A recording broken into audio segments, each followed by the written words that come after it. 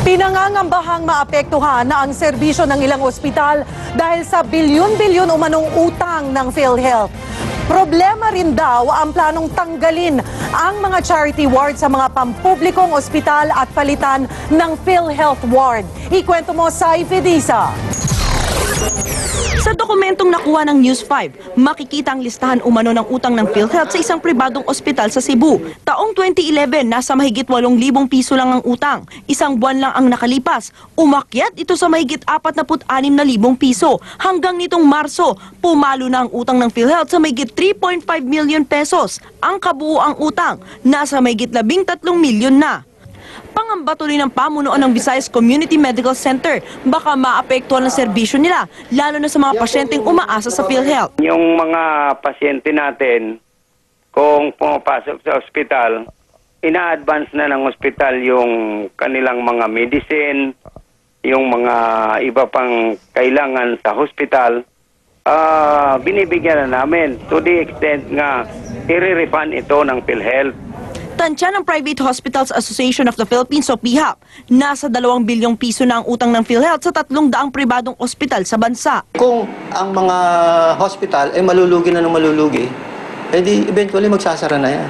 Aminado naman ang PhilHealth na may utang sila, pero hindi raw ganito kalaki. Ang binabayad natin ngayon sa ating mga hospital every time na mag-out ang PhilHealth, 1 billion a week.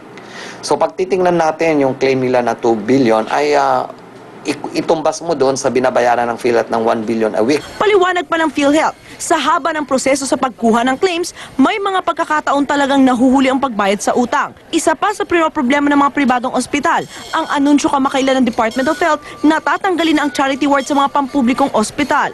Pero paliwanag ng PhilHealth, gagawin lang itong PhilHealth ward kung saan lahat ng miyembro ng PhilHealth na makoconfine dito, wala nang babayaran sa ospital. Kung hindi naman miyembro, may nakalaan pa rin daw na murang serbisyo para sa mga nangangailangang pasyente.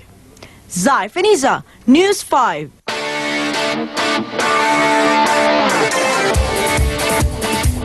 Inaabot naman po ng mahigit 4 na dekada bagong muling nagkita sina NBA Hall of Famer Dennis Rodman at ang tatay niyang tumira dito po sa Pilipinas. Kasabay ng panalo kagabi ng team ni Rodman ay ang pakiramdam ng kanyang tatay na parang nag-champion na rin siya.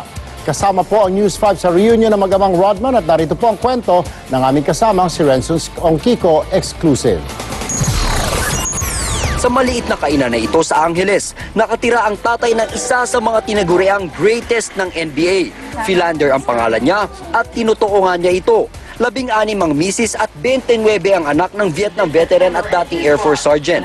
Pangalawa rito, ang Hall of Famer na si Dennis Rodman na 42 taon na niyang hindi nakikita. Sa tulong ng News 5, binyahe namin si Phil pa Maynila at sa kabutiang loob ng mga organizer ng PLDT All-Star Challenge. Nakaupo sa patron section si Philander Rodman Jr. malapit sa court. Buong laro magkahalong kaba at pananabik ang makikita kay Phil. Pagkatapos ng laro, panalo ang team nila Rodman pero parang nag-champion si Phil. Kinuha ng dating NBA star ang mikropono at sa kauna-unahang pagkakataon, sinabi ito ni Dennis. I haven't seen my father in 42 years. And 42 years, right? But he's sitting right there. There he is right there. There he is right there. Bakas ang tuwa sa mukha ni Philander na buong akala ay galit sa kanya si Dennis Rodman na 5 taon pa lang nung magkahiwalay sila. I feel great, man. Get that close and be accepted from him. Pero hindi pa dyan nagtatapos ang pagkikita ng dalawa. Sinamahan ng News 5 si Phil sa labas ng dugout. Matapos ang 5 minuto, lumabas si Dennis. Nagkamayan rin sa wakas ang magtatay na pinaghiwalay ng napakahabang panahon. Who you with? With you right now? I'm so nervous. I don't... You got a number, whatever. I got to do this person. Kinuha ni Dennis Rodman ang number ng tatay. Di tuloy makapaniwala ang matandang Rodman. I was so nervous. I didn't know what to say. And he gave his bodyguard, whoever it was, told him to get my number. And he would get in touch with me. But he asked me how I was doing, and I had good vibes from it. So I didn't want to hold him up, you know. But I believe he's going to call. I hope so anyway. Kinabukasan sa Angeles, Pampanga, napansin ng mga kapatid sa ama ni Dennis ang mga pagbabago kay Philander. Naging masayahin yung tatay namin. Kasi dati, hindi pa sila nagkakaayos. Malungkot tatay namin. nagkikipag-inuman. Pero pinagmamalaki niya pa rin yung anak niya. Tahimik kasi noon, mukhang laging may problema. Pero ngayon, laging nakangiti. Sa lahat ng ito, isang kanta ang inalay ni Darling sa ama, kasunod ng reunion nila ng NBA legend. Think that I found you, I was lost without you, my Sa ngayon, taas noon na si Phil na isuot ang sombrero na may nakasulat na, "Yes, Dennis Rodman is my son." When you Renzo Kiko, News 5. sunlight comes. Nakakatawa, mga napakagandang balita. At least, ngayon, may peace of mind na. Diba, sabi nga niya, gusto niyang umiyak, pero big men don't cry. Yes, maganda yan.